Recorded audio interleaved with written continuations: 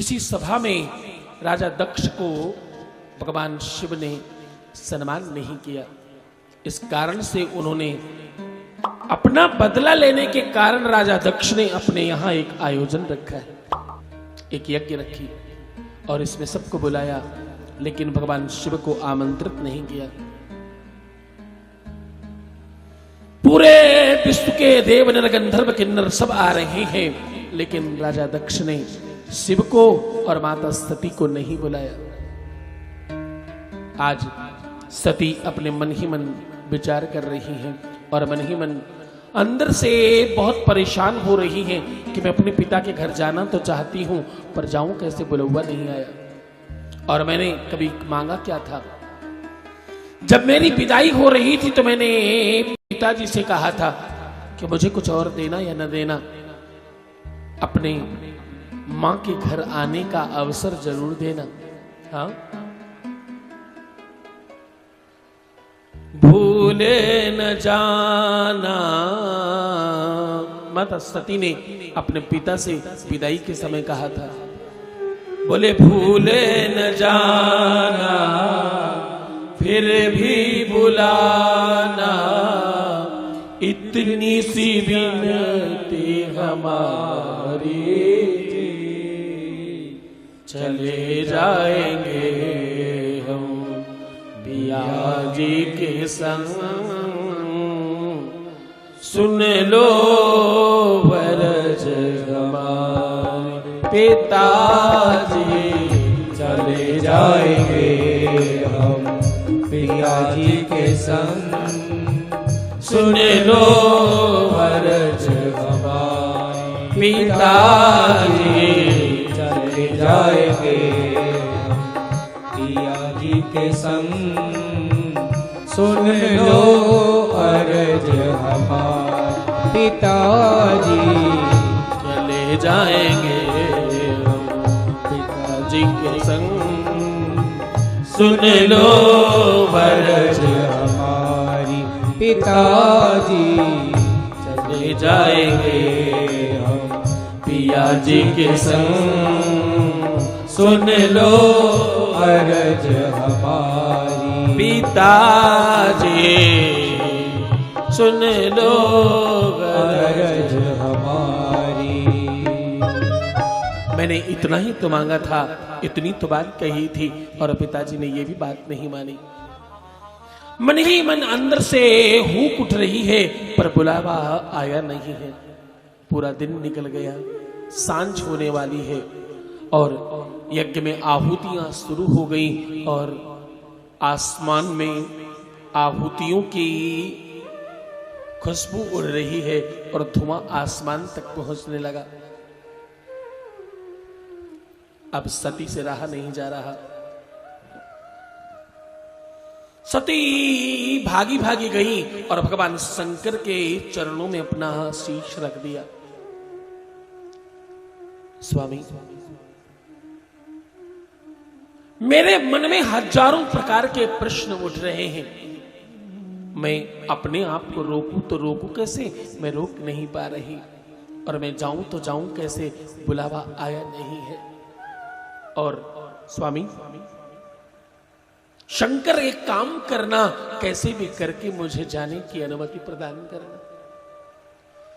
मेरे विवाह के बाद पहला अवसर आया है जब मैं अपने घर जा सकती हूं, और मुझे जाने का अवसर मिल रहा, लेकिन कोई बुलाने आया नहीं है। अपने घर जाने के लिए क्या बुलाने की आवश्यकता है शंकर? मेरे नाथ, तुम बस आदेश करो कि मैं आनंद से जा सकूं। भगवान शिव ने कहा, देवी, बिना बुलाए किसी के घर नहीं जाना चाहिए। बिना बुलाए जाकर सम्मान नहीं मिलता देवी। बोले किसी के घर जाओ और वो तुम्हें आदर सम्मान से ना देखे, ऐसा अच्छा नहीं होता। बोले हावत ही हर से नहीं, आवत ही हर से नहीं, और मन में नहीं स्नेह, तुलसी तहां न जाए, चाहे कंचन बरसे में। वहां नहीं जाना चाहे देवी। भगवान शिव ने बहुत समझाया, लेकिन प्रबल कांति तब आ गई जब सती ने भगवान शिव का हाथ पकड़कर अपने माथे पर रखते हुए कहा, स्वामी तुम्हें मेरी सौगंध है, मना न करना। मेरी आखिरी इच्छा समझकर पूरी कर देना। मैं अपने जीवन में कभी तुमसे कुछ और नहीं मांगूंगी। ये मेरी आखिरी इच्छा, ऐसा समझना। और नाथ मुझसे ऐसे ही प्रेम बनाए रखना। भगवान शिव ने बिना मन से सती से कहा, देवी तुम्हारी जैसी इच्छा हो तुम वो करो। मैं तुम्हारे प्रेम के वशीभूत होकर कह रहा हूं चली जाओ। मेरा मन तो बिल्कुल नहीं है सती। माता सती तैयार होकर एक दिव्य बारात में थाली में साकल्य लेकर अपने मायके की तरफ जा रही है। और चलते समय कहा, शिव मेरे नाथ मैं स्वयं तो जा रही हूं, लेकिन तुम्हारे किसी गण को भी नहीं ले जा रही। क्यों? क्योंकि बुलावा आया नहीं है, मेरे ससुराल से कोई जाएगा नहीं। जब वो बुलावा भेजेंगे तभी कोई जाएगा। मैं उनके घर की हूं, इसलिए जा रही हूं। माता सती साकल्य लेकर, पूजन की सामग्री लेकर दक्ष की नगरी में पहुंची। द्वार पर किसी ने बहुत अच्छी तरीके से स्वागत नहीं किया इनका। अंदर जाकर साकल्य की परात थाली साइड में रखा और मां के गले से लग गई। माता के कंठ से लगकर बहुत स्नेह किया और बोली, मां ऐसा कैसे करते हो तुम लोग? हाँ, इतना बड़ा आयोजन हो रहा है और मुझे तुमने बुलाया तक नहीं। मां सब समझती है। मां ने कहा, बेटी तुझे नहीं आना चाहिए था। ये कोई यज्ञ वगैरह नहीं है, ये तो तेरे पिता ने तेरे पति से बदला लेने के लिए, प्रतिशोध की अग्नि में जलते हुए उन्होंने इसके लिए किया। और तू समझती नहीं है बेटी, तुझे नहीं आना चाहिए था।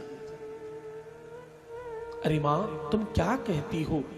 तुम कुछ भी बोलती रहती हो, तुम शांत रहो। मैं यज्ञ का दर्शन करके आती हूं, सांझ हो रही है। साकल्य की थाली उठाई और यज्ञ मंडप की तरफ चली। अब प्रबल क्रांति आई।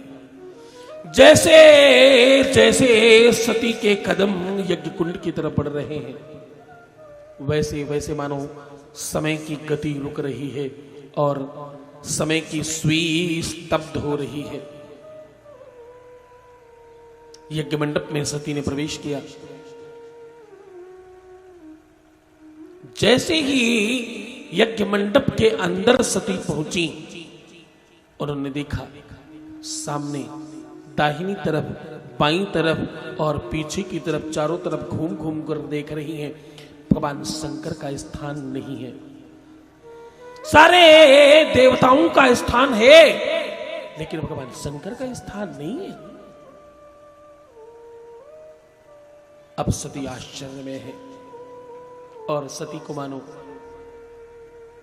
किसी ने बिल्कुल आग पर खड़ा कर दिया हो, इस प्रकार से सती क्रोध में आ गई।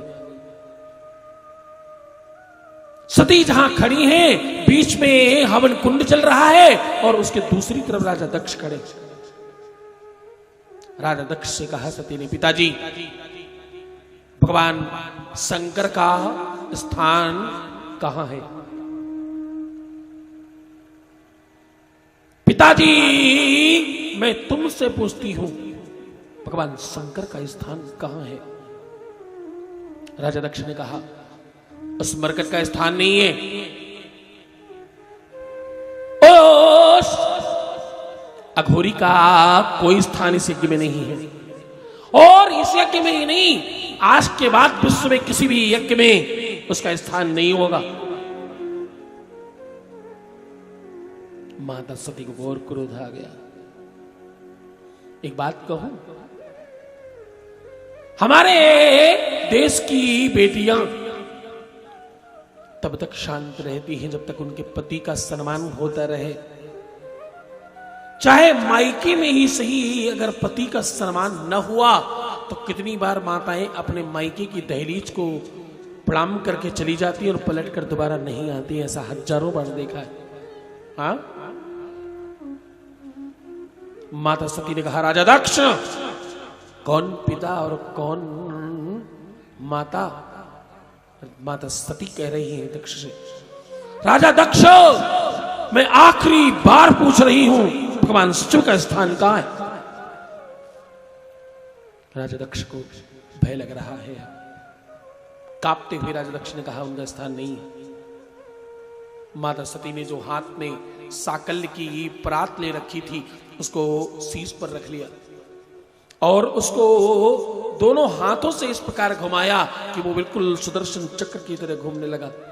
चारों तरफ धीरे धीरे साकल्य गिर रहा है और तेज कदमों से भागती हुई हवन कुंड की तरफ चली और बोली, नमः संभवाय च मयो भवाय च, नमः शंकराय च महेश्वराय च, नमः शिवतराय च शिवतराय च।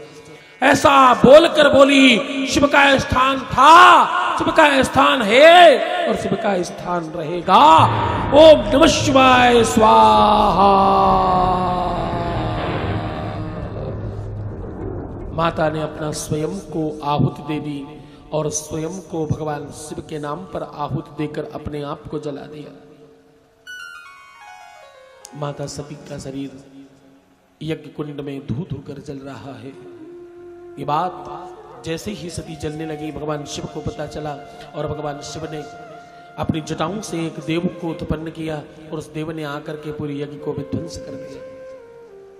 राजा दक्ष का सर काट दिया, मूसा की दाढ़ी उकाल दी और सारे के सारे जो ऋषि मुनि थे सबको उठा उठा कर पटक पटक कर मारा।